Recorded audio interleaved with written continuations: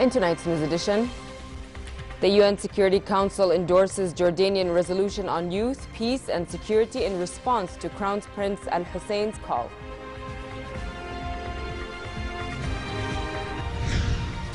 U.S. presidential candidate Donald Trump's proposal to ban Muslims from entering the United States draws a wave of international criticism. And the Syrian army forces a ceasefire in the city of Hims as Russian airstrikes continue.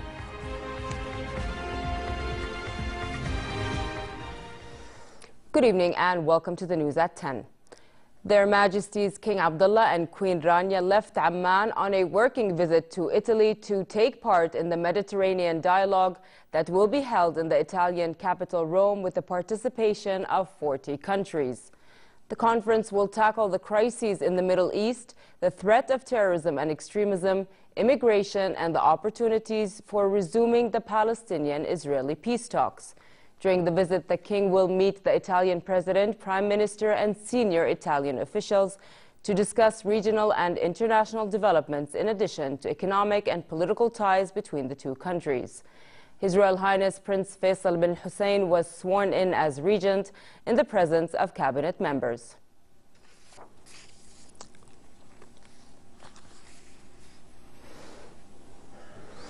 The Security Council adopted during its session a historic and unprecedented resolution on youth, peace and security. This came in response to His Royal Highness Crown Prince Al Hussein's call for engaging young people and enhancing their contribution to building sustainable peace. On his Instagram account, His Royal Highness congratulated the world's youth who contributed to drafting the Amman Youth Declaration. This Jordanian-sponsored resolution marked a new era for engaging youth as partners in peace building and in countering violent extremism, as well as empowering them to be actively involved in the decision-making process. In a speech during the Security Council session, Jordan's permanent envoy to the UN, Dina Qawar, said presenting the draft resolution is a completion of Jordanian efforts initiated by Prince Al Hussein. She added that the adoption of the resolution would establish a new phase in United Nations involvement in youth affairs in a profound manner.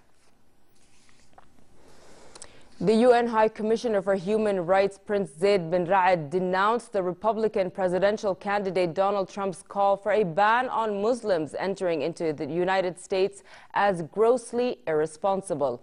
The UN official warned that such inflammatory call plays into the hands of extremists such as the Daesh terrorist group at the expense of ordinary Muslims who are also eligible targets of these radicals. Earlier, the Pentagon warned that Trump's anti-Muslim rhetoric undermines U.S. national security by boosting the Daesh terrorist group. The leading Republican presidential candidate said Muslims should be banned from entering the U.S. in the wake of the deadly California attacks. Pentagon Press Secretary Peter Cook said that a border closed to Muslims would harm American efforts to counter extremist ideology. Cook stated that anything that bolsters Daesh narrative and pits the United States against the Muslim faith is not only contrary to American values, but contrary to national security. A Palestinian was shot dead by security forces after he stabbed an Israeli soldier in the occupied West Bank. Official sources reported that the Palestinian was shot during a security check in Hebron. Also, Israeli occupation forces arrested 17 Palestinians from various West Bank cities. According to a statement by the Palestinian Commission for Prisoners' Affairs, Israeli occupation troops stormed the West Bank city of Hebron, Bethlehem, Nablus, Qalqilia, and Jenin and arrested the locals. The source added that the Israeli army launches arrest campaigns on a daily basis against dozens of Palestinians in various cities and villages of the West Bank under various pretexts.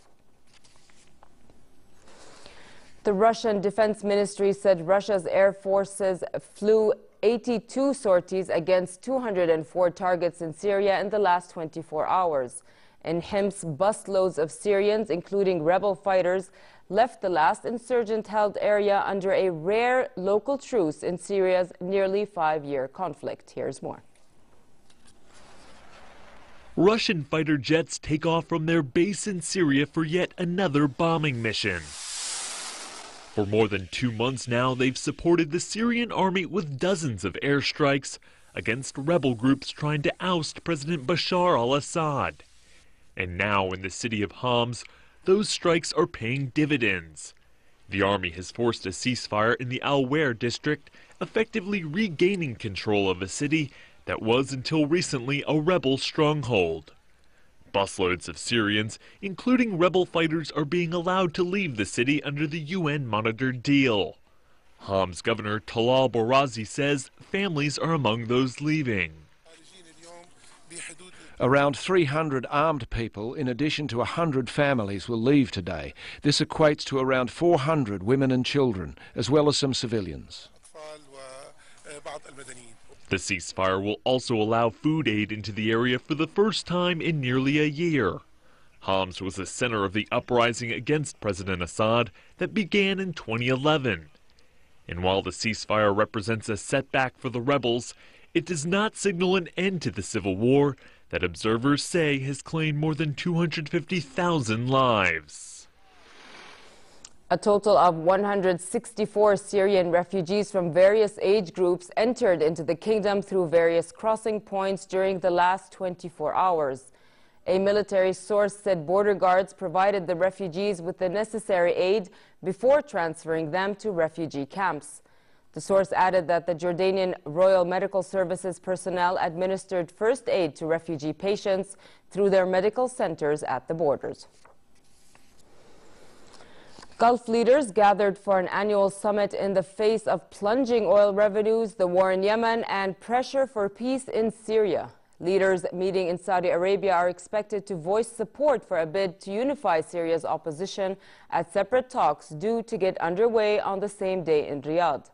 The two-day conference brings together Bahrain, Kuwait, Oman, Qatar, Saudi Arabia, and the United Arab Emirates. It also marks the most serious effort yet to unify President Bashar al-Assad's fragmented enemies, a step seen vital to peace talks sought by world powers, but which has riled Iran. The Riyadh meeting is meant to bring rebels or those who represent them to the table when negotiations begin. A suicide bomber killed at least 6 people outside a Shiite mosque in the Iraqi capital in an attack claimed by Daesh. Medical sources said 7 others were wounded in the attack, which police said took place in the mainly Shiite Ubaidi neighborhood of eastern Baghdad and targeted worshippers leaving the mosque.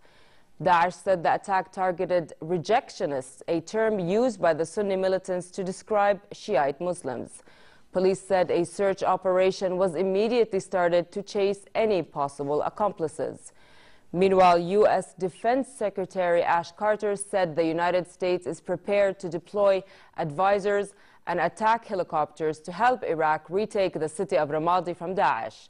He also said that the U.S. and Iraq have been frustrated by the slow progress in Sunni-populated areas of the country. The U.S. Defense Chief revealed he has requested additional help in the fight against the terrorist group. This past week, I personally reached out to my counterparts in 40 countries around the world in the coalition and asked them to contribute more, in many cases contribute much more, to enhancing the fight against ISIL. The types of things I've requested from our partners include special operations forces, strike and reconnaissance aircraft, weapons and munitions, training assistance, and other items. Yemeni President Abd Rabbo Mansour Hadi told the United Nations that he asked the Saudi-led coalition to begin a 7-day ceasefire on December 15th to coincide with UN-sponsored peace talks aimed at ending months of fighting. He added that the ceasefire came out of the desire to create an atmosphere for the success of the UN-led consultations that the government intends to participate in order to avoid further bloodshed and expand the medical and humanitarian relief efforts. Earlier, unknown attackers blew up an abandoned Catholic church in the southern Yemeni port city of Aden, days after Daesh militants assassinated the city's governor. Residents reported that the gunmen, who were probably extremists, blew up the church in the Mualla district of Aden. Nothing marks the holidays in New York City better than the unveiling of department store holiday windows. The tradition was first started by Macy's in 1870, and each year the store aims to top itself. In October, a team of carpenters, painters, and designers spent roughly a year working on the window, which were built from scratch. On the day of the reveal, Macy's treated visitors to a mini jazz concert and songs from a children's choir.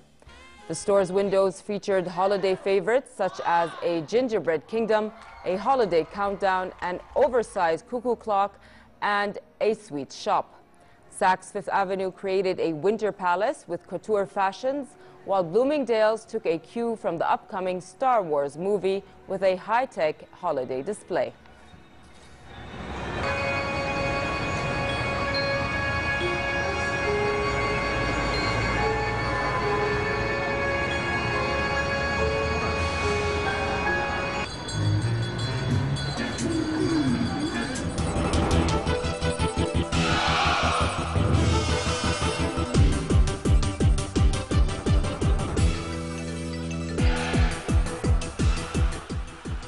NBA icon LeBron James has inked a lifetime contract with Nike, according to published reports. The Cleveland Cavaliers standout has been partnered with Nike since joining the NBA in 2004. However, the latest financial terms haven't yet been revealed. 30-year-old James reportedly signed a 7-year, $93 million deal with Nike when he entered the NBA and signed yet another deal with the company in 2010. In a statement, Nike said its relationship with the Cleveland Cavaliers star provided significant value to their business brand and shareholders.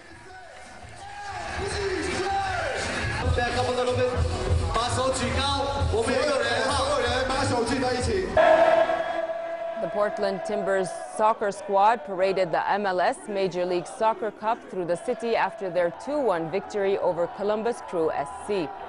Thousands of fans turned out in the rain to cheer the players and see the trophy they won last Sunday. The Timbers won the MLS Western Conference Championship and the Crew the Eastern.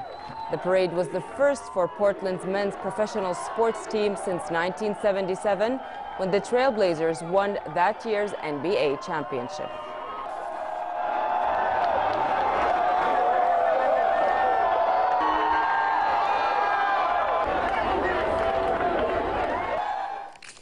And finally, it continues to be very cold tonight with a chance for frost formation in most regions. Tomorrow it will be relatively cold across the kingdom and fair in the Jordan Valley.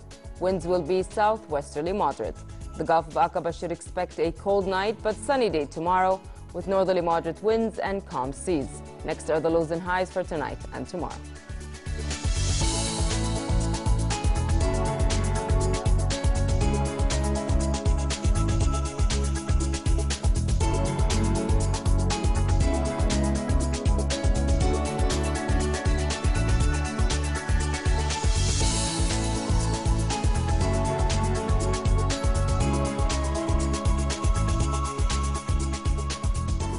To end the news, here's a reminder of our top stories.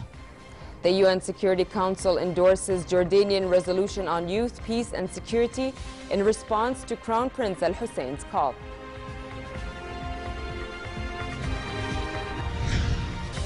U.S. presidential candidate Donald Trump's proposal to ban Muslims from entering the United States draws a wave of international criticism. And the Syrian army forces a ceasefire in the city of Hims as Russian airstrikes continue. With that, we come to the end of tonight's news. I'm Nancy Khair. Thank you for watching and have a good night.